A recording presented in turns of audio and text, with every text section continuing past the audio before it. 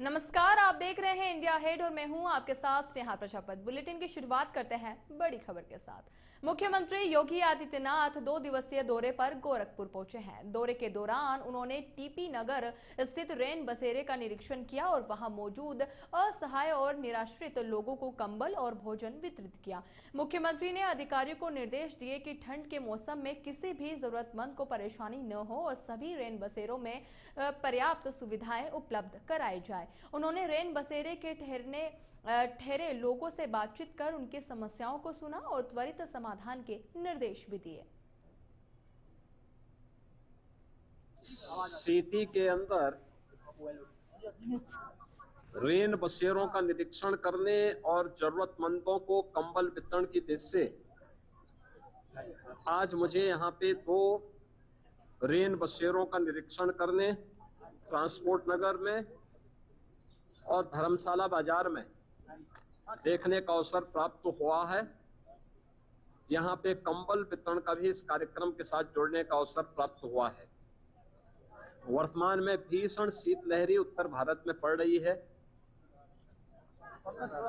भीषण शीतलहरी में जरूरतमंदों को ऊनी वस्त्र मिल सके, रहने का ठिकाना मिल सके और भीषण शीतलहरी की चपेट में आकर के किसी भी गरीब को, किसी भी कमजोर को, किसी भी बुजुर्ग को कहीं भी कोई दिक्कत न हो, इसके लिए डबल इंजन सरकार पूरी प्रतिबद्धता के साथ लगी हुई है। उप मुख्यमंत्री ब्रजेश पाठक रविवार को बदायूं पहुंचे, जहां उन्होंने अखिल भारतीय विद्यार्थी परिषद के 66वें ब्रज प्रांत अधिवेशन में भाग लिया। इस दौरान सम्मेलन को संबोधित करते हुए उन्होंने समाजवादी पार्टी पर निशाना साधते हुए कहा कि संसद और विधानसभा में उच्च पदों पर बैठे सपा के सांसद और विधायक वंदे मातरम का विरोध करते हैं और उसे गाने में भी संकोच करते हैं। इस मुद्दे को उन्होंने सत्र के दौरान मजबूती से सदन में उठाया है। उन्होंने युवाओं से आह्वान किया कि यदि देश विरोधी ताकतें उभरने की कोशिश करे तो उन्हें रोकना एबीवीपी की जिम्मेदारी है। कार्यक्रम के बाद मीडिया से बातचीत में उन्होंने कहा कि एसआईआर के दौरान कोई वोट नहीं काटा जा रहा और सवाल उठाया कि क्या मतदाता सूची में मृतकों या उनका कोई पता नहीं है, उनके नाम होने चाहिए। ऐसे नाम पहले भी हटाए जा रहे हैं। उन्होंने कहा कि विपक्ष को इसलिए परेशानी हो रही है क्योंकि वे बिहार चुनाव बुरी तरीके से हार चुका है। साथ ही चुनाव आयोग को घुसपैठियों को बाहर कर पारदर्शी मतदाता सूची बनाने का काम करना चाहिए, जिसमें सभी का आयोग की मदद करनी चाहिए। ब्राह्मण विधायकों की बैठक के सवाल पर उन्होंने जवाब देने से बचते हुए कहा कि भोजन तैयार है, भोजन का आनंद लीजिए। मैं पूछ रहा हूँ, जो मृतक है उसका नाम होना चाहिए मतदाता सूची में।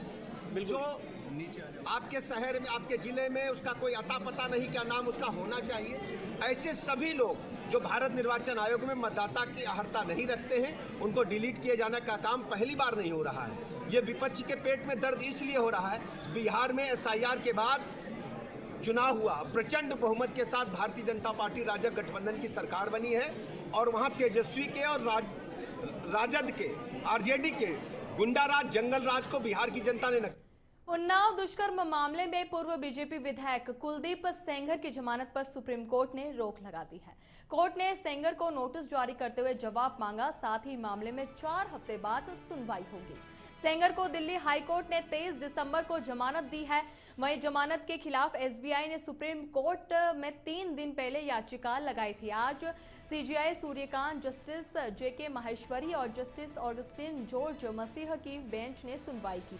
बेंच ने दोनों पक्षों की करीब 40 मिनट तक दलीलें सुनी, जिसके बाद चीफ जस्टिस ने कहा कि कोर्ट को लगता है कि मामले में अहम सवालों पर विस्तार से विचार जरूरी है।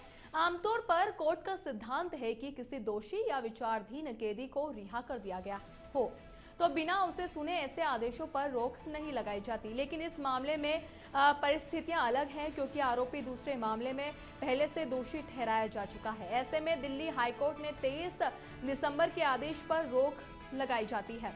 इससे पहले कोर्ट में सॉलिसिटर जनरल तुषार मेहता ने कहा कि यह भयावह मामला है। धारा 76 और पोक्सो के तहत आरोप तय हुए थे। ऐसे मामले में न्यूनतम सजा 20 साल की कैद हो सकती है, जो पूरी उम्र की जेल तक बढ़ाई जा सकती है।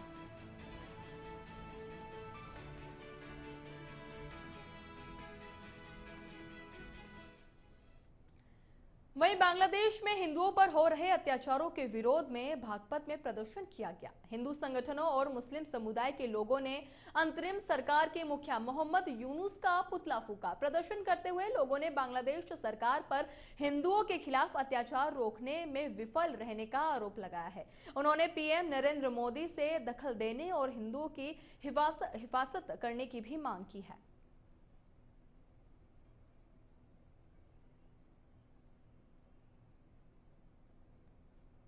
उन्नाव में पुलिस ने जुआ खेलते हुए 4 जुआरियों को गिरफ्तार किया है। दरअसल मुखबिर से सूचना मिली थी कि मगरवाड़ा क्षेत्र में कुछ लोग जुआ खेल रहे हैं। सूचना के आधार पर कोतवाली सदर पुलिस और मंगलवाड़ा चौकी की संयुक्त टीम ने मौके पर दबिश दी और 4 आरोपियों को गिरफ्तार कर लिया। साथ ही 20,750 रुपए की राशि और ताश के पत्ते भी जब्त किए हैं।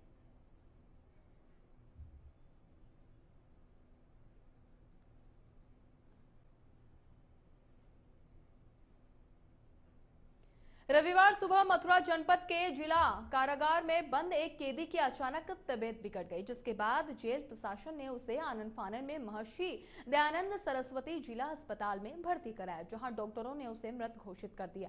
घटना की सूचना मिलने पर परिजन भी अस्पताल पहुंच गए और पुलिस ने शव का पंचनामा भरकर पोस्टमार्टम के लिए भेज दिया है। फिलहाल मौत के कारणों का पता नहीं चल पाया है, जो पोस्टमार्टम रिपोर्ट आने के बाद ही स्पष्ट होगा। मृतक के भाई ने बताया कि मृतक 40 वर्षीय पिंटू सतोहा थाना हाईवे क्षेत्र का निवासी था, जिसे अवैध मादक पदार्थ के मामले में 17 दिसंबर को जेल भेजा गया था और सुबह उन्हें उसकी मौत की जानकारी मिली।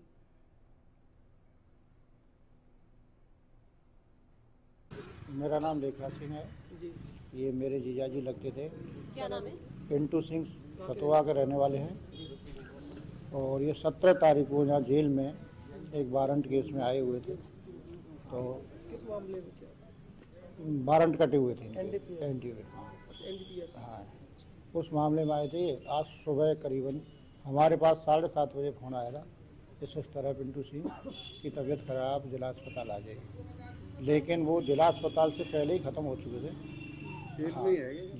हाँ, जिला अस्पताल से पहले ही ख़त्म हो गए थे। उसके बाद हम जिला अस्पताल आए, जेल में भी गए।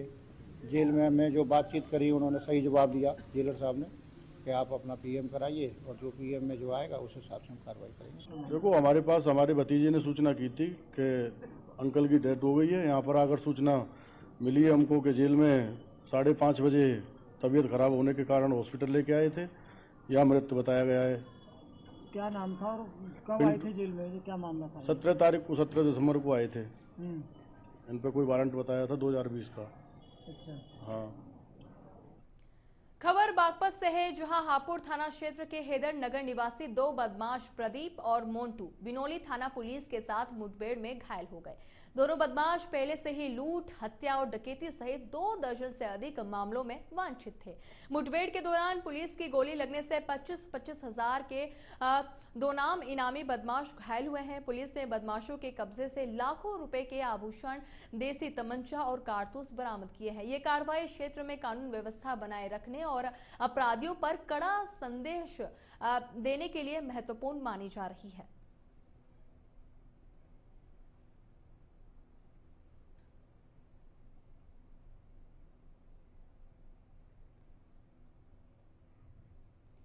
खबरों में आगे बढ़ते हैं और अब खबर सीतापुर से है, जहां 14 साल पुरानी दुश्मनी और बदले की आग ने 26 दिसंबर को फतेहपुर मतीनपुर में दोहरे हत्याकांड को जन्म दिया। अख्तर खान और मैसर खान की हत्या कर दी गई। पुलिस अधीक्षक अंकुर अग्रवाल के निर्देश पर इमलिया सुल्तानपुर पुलिस ने मुख्य अभियुक्त अजय पाल और उत्तम को गिरफ्तार किया है। आरोपी ने बताया कि मृतक ने 2011 में उनके पिता और 2020 में उनके भाई की हत्या की थी। हाल ही में दोनों मृतक गांव लौटे और विवाद हुआ, जिसके बाद अजय पाल, उत्तम और अन्य रिश्तेदारों ने मिलकर घात लगाकर हमला किया। पुलिस ने आरोपियों के पास से 2 देसी तमंचे, जिंदा कारतूस और खोखे बरामद किए हैं। बाकी 4 सहयोगियों की तलाश जारी है। सर पे और शरीर पे हमला करके किया गया था, जिसमें पोस्टमार्टम कराई गई, तो जिसमें पोस्टमार्टम रिपोर्ट में सिर जो है बुरी तरह कुचला हुआ आया है और शरीर में 2 गोलियां भी लगी हुई है। इसमें मृतक के परिजनों द्वारा तहरीर दी गई। तहरीर में उन्होंने 6 अभियुक्तों को नामजद किया था, जिसमें रामू, अजय पाल आदि 6 नफर अभियुक्त थे। घटना के गहराई से और पूछताछ की गई तो ये तथ्य प्रकाश में आया कि मृतक अख्तर और मैसर द्वारा अभियुक्तगण रामू और अजय पाल आदि के पिता की 2011 में और 2020 में इनके भाई की हत्या की गई थी।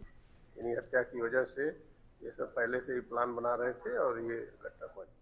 गोरखपुर के बीआरडी मेडिकल कॉलेज में एमबीबीएस का एक छात्र पिछले 11 वर्षों से प्रथम वर्ष में अटका हुआ है। 2014 में एडमिशन लेने के बाद छात्र ने केवल एक बार परीक्षा दी है, जिसमें असफल रहा और इसके बाद परीक्षा और कक्षाओं से दूरी बनाए रखी।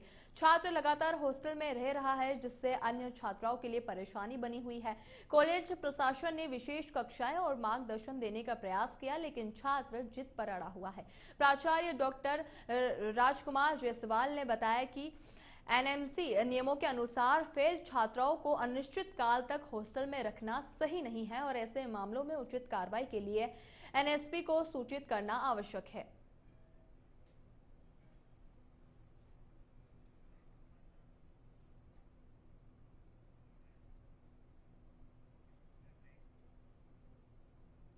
भीषण ठंड की चपेट में है। सड़कों पर छाया कोहरा न सिर्फ आवाजाही को मुश्किल बना रहा है, बल्कि लोगों की सेहत पर भी भारी पड़ रहा है। इन मौसम में सांस से जुड़ी बीमारियों का खतरा कई गुना बढ़ जाता है। वहीं प्रयागराज के नारायण स्वरूप अस्पताल के मुख्य चिकित्सक डॉक्टर राजीव सिंह ने कहा कि इस मौसम में सुबह शाम ठंडी हवा से बचना, गर्म कपड़े पहनना, भीड़-भाड़ और प्रदूषित इलाकों से दूरी बनाना बेहद जरूरी है। साथ ही बच्चों और बुजुर्गों में किसी भी लक्षण को हल्के में नहीं लेना चाहिए। तो हार्ट अटैक और ब्रेन अटैक के मरीजों की संख्या बहुत तेजी से इस ठंडक में बढ़ी है। स्पेशली हमारे बुजुर्गों के लिए यह बहुत घातक है। तो सबसे आवश्यक है कि आप अपने बुजुर्गों और बच्चों का स्पेशल ख्याल रखें। उन्हें जब धूप अच्छा हो तभी बाहर निकलने दें। सुबह शाम के टाइम में जो मॉर्निंग वॉक करते हैं वो अभी कुछ दिनों के लिए उस पर रोक लगाएं। उचित है कि घर में ही एक्सरसाइज या योगा करें और अगर धूप निकले तभी टहलने जाएं। इन सब के साथ अच्छे से आप गर्म कपड़ों का उपयोग करें, जिससे कि आप ठंडक से बच सकें। इन सब के साथ गुनगुना पानी लें और गुनगुना भोजन का ही। नोएडा के सेक्टर 142 डंपिंग यार्ड में एक महिला का शव मिलने से सनसनी मच गई है, जिसकी सूचना मिलते ही पुलिस तुरंत मौके पर पहुंची और शव को पोस्टमार्टम के लिए भेजा। जानकारी के मुताबिक महिला का शव एक बैग में मिला और उसके हाथ पैर बंधे हुए थे। हालांकि महिला कौन है इस बारे में अभी कोई जानकारी सामने नहीं आई है। वहीं पुलिस आसपास में लगे सीसीटीवी कैमरे के आधार पर जांच में जुटी है। कल दिनांक 27/12/25 को थाना सेक्टर 142 पर डंपिंग यार्ड में एक अज्ञात महिला का शव पड़े होने की सूचना प्राप्त हुई। सूचना पर तत्काल पुलिस मौके पर पहुंची। फॉरेंसिक टीम भी मौके पर पहुंच गई और आवश्यक कार्रवाई किया गया। शव का पंचायतनामा करके पोस्टमार्टम करने के लिए भेजा गया। शव की शिनाख्त के लिए टीमें गठित कर दी गई हैं। शीघ्र ही शव का शिनाख्त करा करके आवश्यक वैधानिक कार्रवाई की जाएगी। श्रावस्ती में घना कोहरा और शीतलहर का कहर लगातार जारी है। मौसम विभाग ने जिले समेत कई इलाकों में ऑरेंज अलर्ट जारी किया है। जिले का प्रशासन भी अलर्ट मोड पर है। कोल्ड वेव के मद्देनजर डीएम के निर्देश पर बीएसए ने 1 जनवरी तक कक्षा 1 से 12वीं तक सभी स्कूल बंद रखने का आदेश दिया है। परिवहन विभाग ने वाहनों के लिए फॉग लाइट, धीमी रफ्तार और ओवरलोडिंग से बचने की अपील की है, ताकि सड़क दुर्घटनाओं से बचा जा सके। मथुरा में ठाकुर श्री बांके बिहारी मंदिर में नए साल पर बड़ी संख्या में लोग दर्शनों के लिए आते हैं। ऐसे में मंदिर प्रशासन की ओर से सभी दर्शनार्थियों के लिए एडवाइजरी जारी की गई है। मंदिर प्रबंधन ने दर्शनार्थियों से सादर अनुरोध किया है कि पाश्चात्य नववर्ष के अवसर पर मंदिर और आसपास के क्षेत्र में बढ़ने वाले दर्शनार्थियों की भीड़ के दबाव को देखते हुए 5 जनवरी तक वृंदावन आने से परहेज करें। मंदिर ठाकुर श्री बांके बिहारी जी महाराज प्रबंधक ने सभी दर्शनार्थियों से अनुरोध किया है कि मंदिर में नववर्ष के अवसर पर 29 दिसंबर से 5 जनवरी 2026 तक श्रद्धालुओं की अपार भीड़ अपने आराध्य ठाकुर श्री बांके बिहारी जी महाराज के दर्शनार्थ उमड़ेगी। ऐसे में अति आवश्यक होने पर ही वृंदावन यात्रा का कार्यक्रम बनाए। मंदिर प्रशासन की ओर से जारी एडवाइजरी में कहा गया है कि सभी बाहर से आने वाले दर्शनार्थी गणों से अनुरोध है कि वे वृंदावन आने से पूर्व भीड़ का आकलन कर वृंदावन पधारे। संभव हो तो यात्रा से परहेज करें, अति आवश्यक होने पर ही यात्रा कार्यक्रम बनाएं।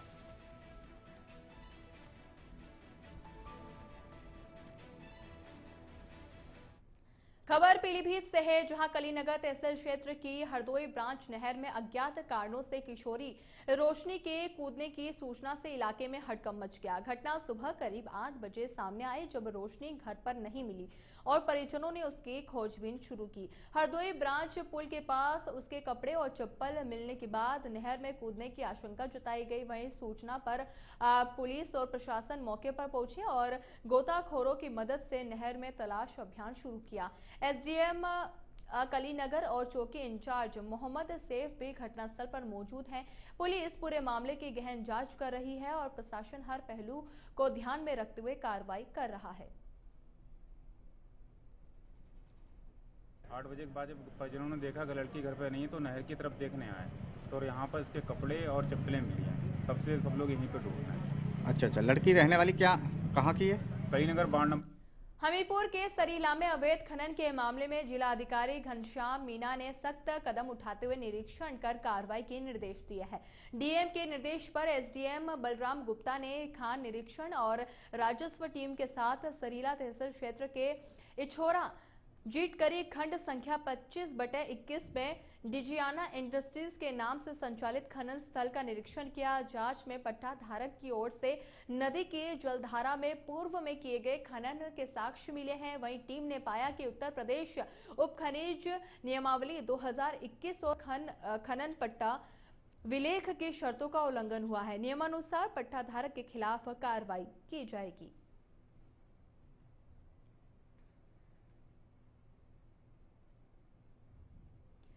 और इसी के साथ इस बुलेटिन में फिलहाल के लिए इतना ही। देश और दुनिया की तमाम खबरों के लिए आप देखते रहिए इंडिया हिट। नमस्कार।